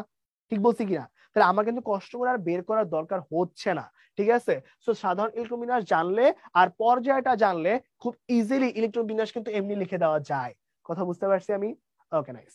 তাহলে এবার দেখো ভাই, এখানে যখন কাজ করতেছি পরেরটার মধ্যে এই যে সবকিছু বলা আছে, এই পেজটা হচ্ছে আপনাদের জন্য খুবই খুবই ইম্পর্টেন্ট, কারণ এখান থেকে প্রচুর পরিমাণ এমসিকিউ তে কোশ্চেন আসে। এবারটা কি, এই যে মাত্র যেটা বলছিলাম যে এখানে যখন কাজ করবা, ক্ষার ধাতু যেটা আছে তাকে আমরা বলি গ্রুপ 1, এর মৌল সংখ্যা হচ্ছে 6টা, লিথিয়াম থেকে শুরু করে ফ্রন্সিয়াম পর্যন্ত আছে। তারপরটার মধ্যে কি হয়েছে দেখো, তারপরটার মধ্যে এখানে মৃৎ ক্ষার ধাতু চলে আসছে, তো এখানে গ্রুপ 2 কে বলা হয়, তোমরা সবাই জানো। বাই দা ওয়ে, ক্ষার ধাতুকে ক্ষার ধাতু কেন বলে, কারণ এই যে সোডিয়াম বা যে কোনো কিছু পানির সাথে বিক্রিয়া করে সোডিয়াম হাইড্রোক্সাইড আর হাইড্রোজেন ক্রিয়েট করছে, ঠিক আছে, ক্ষার উৎপন্ন করে, তাই এটা কি, এটা ক্ষার ধাতু। আবার একই ভাবে তুমি ক্যালসিয়াম নিয়ে কাজ করে দেখো, সেম ওয়েতে ক্ষারও হবে, আবার ওর যে বিভিন্ন যৌগগুলো আছে এই যৌগগুলো কিন্তু মাটিতেও পাওয়া যায়, ঠিক আছে, মাটিতে পাওয়া যায়। সো এই জন্য কিন্তু ওকে মৃৎক্ষার ধাতু বলা হয়। বা তোমার নরম ধাতু যেগুলো আছে সেগুলো কি ইজিলি হচ্ছে আমার কাজ করা যাচ্ছে, সেখানে গ্রুপ 8 নিয়ে আমরা কাজ 4টা নিয়ে কাজ করছি, গ্রুপ 1 আর 2 সবগুলোই একটা নরম ধাতু হিসেবে কাজ করে। আর মুজ ধাতু তো মাত্রই পড়লা, ওই যে কয়েন টস করে এগুলো করা হয়, ঠিক আছে, এই যে মাত্র বললা যে এখানে ভিতরে কি হয়, কপার, সিলভার, অরাম এগুলোর প্রত্যেকটার মধ্যেই কাজ করতেছে। তো এরপরে কি হয়েছে, নিক্টোজেন বা হচ্ছে শ্বাসরোধকারী আছে, এটা হচ্ছে রিসেন্ট টাইমে অনেক ভালো ইম্পর্টেন্স দিয়ে আসতেছে, ভালো করে পড়ো। সেটা হচ্ছে নাইট্রোজেনের যে গ্রুপটা আছে, ওই নাইট্রোজেনের গ্রুপটা কিন্তু হচ্ছে নিক্টোজেন বলা হয়, কারণ ওরা শ্বাস রোধ করতে পারে, ঠিক আছে। এরপর আমাদের কি আছে, চ্যালকোজেন বলা হয় বা আকরিক উৎপাদনকারী, এটা হচ্ছে এই যে সালফারের যে গ্রুপটা, অক্সিজেন সালফারের যে গ্রুপটা, ওটাকে আমরা চ্যালকোজেন বলে থাকি। আর লাস্ট এখানে কি আছে, হ্যালোজেন, যেটা আমাদের সবচেয়ে ইম্পর্টেন্ট, সেটা হচ্ছে fluorine, chlorine, bromine, iodine. Almost প্রতি বছরই হচ্ছে এগুলা থেকে একটা কোশ্চেন অবশ্যই আসে, ঠিক আছে। পরের পেজে আরো আছে, সেটা হচ্ছে আরো হচ্ছে এরকম চলে আসছে, দেখো এখানের মধ্যে কি হয়েছে, এই যে নিষ্ক্রিয় গ্যাস নিয়ে কাজ করা হয়েছে, এটা পড়বা। তারপরে যে বিরল মৃত্তিকা, এটাই হচ্ছে ভালো করে একটু পড়ো, হ্যাঁ, কেন জানি মনে হইতেছে এটা হচ্ছে মানে রিসেন্ট টাইমে আসা উচিত, কারণ ল্যান্থানাম একটা নেম একটু লাস্ট কয়েক বছর একটু কম আসতেছে, কিন্তু আমার কাছে মনে হয় যেহেতু হচ্ছে কোভিড মানে পোস্ট কোভিড সিচুয়েশন ছিল এই জন্য কম আসছে, কিন্তু তোমাদের সময় মনে হচ্ছে চলে আসবে, কারণ বাকি সব টাইম আসলে কভার হয়ে গেছে। সো নতুন কোয়েশ্চেন করলে আসলে এই সাইডে এখন যাওয়া লাগবে। আর এখানে অপধাতু চলে আসছে, এই অপধাতু ভালো করে পড়বা। তারপরে এখান থেকে এই যে পোর্শনটুকু, নিচের যে পোর্শনটুকু আছে না, এই যে পোর্শনটুকু, এইখানে সবচেয়ে ইম্পর্টেন্ট হচ্ছে এই সাইডটা, মানে এই যে এই সাইডটা মানে কয়টা করে আছে, কোন কোন মৌল আছে, বুঝছো? এই সাইডটা খুব ভালো করে জানতে হবে, কারণ এই যে আমার হচ্ছে দুষ্ট মৌল হাইড্রোজেন, বা হচ্ছে যে চৌম্বক ধর্ম কার কার মধ্যে আছে, বা নিকৃষ্ট ধাতু কোনগুলা, বা হচ্ছে আমার আলটিমেটলি এই যে এই কোয়েশ্চেনটা তরল অধাতু, এটা কিন্তু খুবই আসে পরীক্ষায়, ঠিক আছে, তরল অধাতু নিচের কোনটি, এটা পরীক্ষায় প্রচুর আসে, ঠিক আছে। তো একটু সাবধানে এগুলো পড়তে হবে, ঠিক আছে। তো আমরা যদি একটু সামনের দিকে চলে যাই, তাহলে আমরা দেখবো এখানে হচ্ছে সবচেয়ে ইম্পর্টেন্ট টপিক গুলো আছে, আর এটা হচ্ছে মাস্ট, মানে এটা পড়তেই হবে, ঠিক আছে। এটা হচ্ছে কোনো মাফ নাই, এটা যে কোনো জায়গায় যে কোনো কেসে আসতেই পারে, হ্যাঁ। সেটা কি, এই যে এই তথ্যগুলাই, যে আমার সবচেয়ে হালকা ধাতু কোনটা, লিথিয়াম, বা তোমার তরল অধাতু কোনটা, ব্রোমিয়াম, তোমার সবচেয়ে হালকা মৌল কোনটা, দেখো কিন্তু একটা হচ্ছে হালকা ধাতু তখন লিথিয়াম, আর হালকা মৌল যদি বলে তাহলে হাইড্রোজেন। সাবধান, খুব সাবধান, এটা হালকা মৌল হইলে হাইড্রোজেন, হালকা ধাতু হইলে কে, লিথিয়াম। আবার দেখো ভারী ধাতু কোনটা, ভারী তরল কোনটা বলতো, সেটা হচ্ছে আমার এই যে পারদটা, বা সবচেয়ে ভারী ধাতু কোনটা, অসমিয়াম, তাই না? বা এখানে কি তেজস্ক্রিয় ধাতু কোনটা, বেরিয়াম। এখানের মধ্যে কি আছে, সবচেয়ে তড়িৎ ধনাত্মক 1A গ্রুপটা, মানে গ্রুপ 1 যেটা আর কি, হ্যাঁ, গ্রুপ 1, ওই যে সোডিয়াম, পটাশিয়াম, লিথিয়াম, তারপর হচ্ছে সোডিয়াম, পটাশিয়াম, এই যে গ্রুপটা আছে ওই গ্রুপটা আর কি, ঠিক আছে। তারপরে স্যার কি আছে, ঘাত সহ সবচেয়ে বেশি, মানে কারে ইজিলি পিটায় অন্য জিনিসে কনভার্ট করা যায় সেটা। তারপর হচ্ছে কি সবচেয়ে সবচেয়ে তড়িৎ ঋণাত্মক গ্রুপ কোনটা, 17, হ্যাঁ ওই যে গ্রুপ 17 মানে হ্যালোজেনের যে গ্রুপটা আছে সে হ্যালোজেনের গ্রুপটা। বা এখানে সবচেয়ে নমনীয় কোনটা, প্লাটিনাম। এখানে সবচেয়ে তড়িৎ ধনাত্মক কোনটা, সেটা হচ্ছে ফ্রনজিয়াম, গ্রুপ 1 এর লাস্টেরটা আর কি, ঠিক আছে। এই সাইডে কি আছে, উচ্চ গলনাঙ্ক, এটা হচ্ছে টাংস্টান, এটা ভালো করে পড়ো, ঠিক আছে। এই সাইডে সবচেয়ে তড়িৎ ঋণাত্মক, এটা তো মাস্ট, ঠিক আছে, এটা সবচেয়ে বেশি আসে এক্সামে। নিচে কোনটি সবচেয়ে তড়িৎ ঋণাত্মক মৌল, এই যে তড়িৎ ঋণাত্মক মৌল আর এছাড়া হালকা ধাতু, এগুলো এক্সামে প্রচুর আসে, ঠিক আছে। নিম্ন গলনাঙ্ক আর হচ্ছে সবচেয়ে মূল্যবান ধাতু, এই দুটো একটু কম পড়লেও চলে, কারণ বিগত অনেক বছর এটা কোনদিন পরীক্ষা আসে নাই আসলে। বাট বাকি যেগুলো আছে ওই সবগুলো আসলে একটু ভালো করে পড়তে হবে, বুঝছো, কারণ এক্সামে প্রচুর পরিমাণ কিন্তু চলে আসে এগুলা। সো এখন দেখো ভাই, তাহলে এখন কি হয়েছে, নিচের কোন গ্যাসটি অপেক্ষাকৃত নিষ্ক্রিয়। এখন তোমাকে একটু বুঝায় বলি, এখানে অক্সিজেনের ভিতরে আমার গঠনটা এরকম, নাইট্রোজেনের ভিতরে গঠনটা এরকম, এখানে ক্লোরিনের ভিতরে গঠনটা এরকম, আর এখানে ফ্লোরিনের ভিতরে গঠনটা এরকম। তোমার কাছে কি মনে হয় ভাই বলতো, এই সবগুলোর ভিতরে যার কাছে বন্ধন সবচেয়ে বেশি ও কি সবচেয়ে কম বিক্রিয়া করবে না, তাই না? আর যে সবচেয়ে কম বিক্রিয়া করে ওই তো কি নিষ্ক্রিয় গ্যাস, তাই না? এখানে ছোট্ট ইনফরমেশন দিয়ে ফেলি ভাই, যে ও কিন্তু নিষ্ক্রিয় গ্যাস না, ও তুলনামূলকভাবে নিষ্ক্রিয়, মানে তুলনামূলকভাবে কম বিক্রিয়া করে। যেমন তোমরা সবচেয়ে ইজি এক্সাম্পল নিতে পারো যে ভাই বায়ুমণ্ডলে 78% নাইট্রোজেন, 21% অক্সিজেন আছে, বাট ওরা কি বিক্রিয়া করে? করে না কিন্তু। কেন বিক্রিয়া করতেছে না? কারণ নাইট্রোজেনটা অনেক নিষ্ক্রিয়। কখন বিক্রিয়া করবে? যখন বজ্রপাত হয়। বজ্রপাত হলে কি হয়, নাইট্রোজেন অক্সিজেন তখন কিন্তু বিক্রিয়া করে অ্যাসিড বৃষ্টি বানায় ফেলে, তোমরা 9 পড়ছো এটা, ঠিক আছে, সেটা মাথায় রেখো। পরেরটার মধ্যে কি বলছে, সবচেয়ে হালকা ধাতু, দেখছো এটা কিন্তু ফোকাস, হালকা মৌল না কিন্তু হালকা ধাতু। হালকা মৌল বললে হাইড্রোজেন, হালকা ধাতু বললে লিথিয়াম, ঠিক আছে, খুব সাবধানে অ্যান্সার দিয়ে গেল, ওকে। পরেরটা যাই, পরেরটার মধ্যে কি বলছে, কক্ষ তাপমাত্রায় তরল অবস্থায় পাওয়া যায় নিচের কোনটি। তাহলে বলতো কক্ষ তাপমাত্রায় কোনটা তরল অবস্থায় পাওয়া যায়, এক্স্যাক্টলি এটা কিন্তু হচ্ছে পারদটা অ্যান্সার হয়ে যাবে, আগের পেজেও বলছি, কারণ দেখো এটা কিন্তু হচ্ছে সলিড, এটা হচ্ছে সলিড, এটা হচ্ছে কি, এটা হচ্ছে গ্যাস, এটা গ্যাস এবং এটাও কিন্তু কি গ্যাস। তাহলে একমাত্র লিকুইড হিসেবে কারে পাওয়া যাবে, লিকুইড হিসেবে একমাত্র পাওয়া যাবে হচ্ছে এই মার্কার কি, তাই না, মার্কার পাওয়া যাবে। তো কেউ যদি মনে করো যে হচ্ছে জানতেও চাও বা মনে রাখতে চাও, তাহলে ওই যে আমাদের ছোটবেলায় থার্মোমিটার মাপতাম না, মনে আছে থার্মোমিটার, ওটা ভেঙে দেখতে পারো ভাই, যদি তোমার কাছে অনেক টাকা থাকে, ভাঙলে তুমি দেখবা কি ওটার ভিতর থেকে পারদ বের হয়ে গেছে। তো ওই পারদ বের হয়ে গেলে ওটা কিন্তু দেখবা কক্ষ তাপমাত্রা তরল অবস্থায় থাকতেছে। বাট তুমি যদি আয়োডিনকে নিয়ে আসো তখন ওদের কিন্তু কঠিন অবস্থায় থাকবে, তুমি ল্যাবে দেখতে পারো, ঠিক আছে। তো এখানে আমাদের কাজ করতেছি, সবচেয়ে ভারী কোনটি, সবসময় মনে রাখবা সবচেয়ে ভারী কোনটা হবে, অসমিয়াম হবে, ঠিক আছে, মাত্রই পড়ে আসছে আগের পেজটার ভিতরে। সবচেয়ে ভারী কোনটা, সবচেয়ে ভারী কিন্তু এই যে দেখো এই পেজটা কিন্তু এখানে বলা আছে, সেখানে কি সবচেয়ে ভারী ধাতু কোনটা বলতো, অসমিয়াম। আর যদি ভারী তরল বলতো তখন হয়তো মার্কারি। এগুলোর মধ্যে কিন্তু ফোকাস করতে হবে, হ্যাঁ, ভারী ধাতু ভারী তরল, এখানে কিন্তু শুধু ভারী বলছে, ঠিক আছে, আমরা অসমিয়াম ধরে নিতে পারবো, সমস্যা নাই। যদি তরল বলে দিত তখন আমরা মার্কারিকে লিখতাম, কথা বুঝতে পারছি, ওকে। তাহলে এখন দেখো কি হয়েছে, এবার এই পার্টটুকুর পরে যদি একটু সামনের দিকে যাই, তাহলে এবার মুদ্রা ধাতু নিচের কোনটি, এটা তো অনেকবার পড়ছে আছে ক্লাসে, কি ছিল বলতো, কপার, সিলভার এবং তার সাথে কি অরাম। তাহলে এখানে কে কে আছে, এখানে এই যে এই গ্রুপটা, তাই না, এই গ্রুপটা, ঠিক আছে। এখন দেখো ভাই এটা বন্ধু পড়ে ফেলছি, কারণ আগে আগে একটু মিনা সহ করাইছিলাম, এখন যদি একটু দেখাই দেওয়া, নিচে কোন অধাতুটি সাধারণ তাপমাত্রায় কঠিন অবস্থায় থাকে। মাত্রই বলে আসছিলাম কি বলতো, যে আমার আয়োডিনটা থাকবে সলিড অবস্থায়, আমার ফ্লোরিনটা থাকবে গ্যাস অবস্থায়, আমার ক্লোরিন থাকবে গ্যাস অবস্থায়, আর এখানে ব্রোমিন থাকবে কি লিকুইড অবস্থায়। তাহলে বলো তো ভাই কোনটা অবস্থায় কাজ করতেছে, বলো কোনটা চাইছে ওরা, ওরা চাইছে হচ্ছে কঠিন অবস্থা। তাহলে কঠিন অবস্থার নিচে কোনটা হবে বলতো, এই আয়োডিনটা হয়ে যাবে। সো ভাই খুব ফোকাস করে কাজ করতে হবে কিন্তু ভাই, দেখো, কারণ এগুলো প্রত্যেকটা আমি লিখে দিয়েছি একটা রিজনে, যে এখন এখানে কঠিন আসছে, তোমার তরলতা আসতেই পারে, তাই না। তো এগুলো কিন্তু তোমাকে প্রত্যেকটাই জানতে হবে যে কখন কোন অবস্থায় কোনটা কাজ করতেছে, ওকে। তো এই হচ্ছে আর কি বেসিক ব্যাপারটা। তো এখন যদি আমরা একটু সামনের দিকে যাই, তাহলে কি হচ্ছে, এখানে এই পোর্শনে চলে আসছে, এই যে নিচের কোনগুলো হচ্ছে অপধাতু, মাঝখানে ব্যাপার স্যাপারগুলো চলে আসছে, তাই না। তাহলে এখন দেখো এখানের মধ্যে একটু ভালো করে ফোকাস করে ফেলো, সেটা হচ্ছে দেখো একটু, সোডিয়াম ধাতু আমরা সবাই জানি, সো এই পোর্শনটা বাদ। আবার এখানের ভিতরে দেখো তো কি হয়েছে, এখানের ভিতরে আলটিমেটলি ম্যাগনেসিয়াম, এটা একটা ধাতু, এটাও বাদ। এখানের মধ্যে দেখো তো কি হয়েছে, এখানে ফেরাম টেরাম এগুলো চলে আসছে, এগুলো কি বাদ, কারণ এগুলা কি প্রত্যেকটার ভিতরে একটা করে ধাতু কিন্তু আছে। তাহলে কোন জায়গাটায় ধাতু অনেক কম, সেটা হচ্ছে এই যে পোর্শনটুকু। এখন অপধাতু বলতে অ্যাকচুয়ালি কি বোঝায়? অ্যাকচুয়ালি বোঝায় আমাদের ধাতু এবং অধাতু এগুলার মাঝখানের যে পোর্শনটুকু, সেগুলোকে আমরা অপধাতু বলি, মানে ট্রানজিশন যে ফেজটা আমরা নেই সেটা হচ্ছে অপধাতু। ঠিক আছে, তাহলে এখন এটার অ্যান্সার কত হবে? এটার অ্যান্সার হয়ে যাবে এ নাম্বারটা। ঠিক আছে, ওকে। তাহলে দেখো আমরা এই পর্যন্ত কাজ করে ফেলছি। তাহলে এখন এই পর্যন্তই হচ্ছে আমাদের ফার্স্ট লেকচার ছিল। এবং এই যে ফার্স্ট লেকচারটা আছে, এই ফার্স্ট লেকচারটাতে আমি তোমাদের কি বুঝাইতে চাইছি এটা বুঝো, যে আমাদের কতটুকু ইম্পর্টেন্স দিয়ে মৌলগুলার এবং তাদের ধর্মটা বুঝতে হবে। যদি এটা বুঝো তাহলে আমার ফার্স্ট লেকচারে সফল হয়েছে।